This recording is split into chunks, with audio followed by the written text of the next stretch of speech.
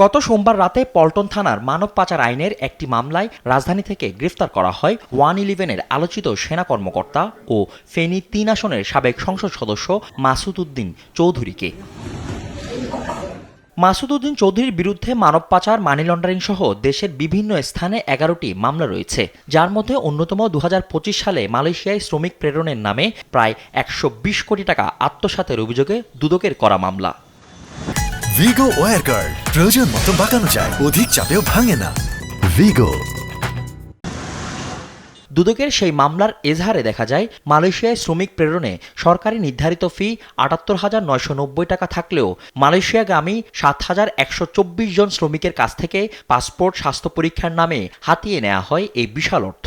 7,124 জন শ্রমিক মালয়েশিয়ায় প্রেরণের বিষয় ছিল।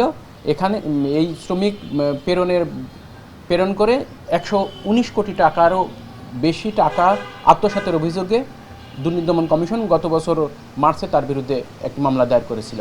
বুধবার দুদকের আইনজীবী সেই মামলায় গ্রেফতার আবেদন করলে আগামী 9 এপ্রিল দিন ধার্য করে আদালত। এই মামলায় আজ দুর্নীতি দমন কমিশন বিজ্ঞ আদালতে লেফটেন্যান্ট জেনারেল অবসরপ্রাপ্ত মাসুদ উদ্দিন চৌধুরীকে শুনানি অ্যারেস্ট দেখানোর আবেদন করেছে। আগামী মাসের 9 এপ্রিল শুনানি অ্যারেস্টের বিষয়ে শুনানির জন্য দিন ধার্য করেছেন। সাবেক এই সেনা কর্মকর্তা 2008 সালে আওয়ামী আশীর্বাদে টানা 3 মেয়াদে অস্ট্রেলিয়ান হাই কমিশনের দায়িত্ব শেষে 2018 সালে জাতীয় নির্বাচনে ফেনী 3 আসনের সংসদ সদস্য নির্বাচিত হন।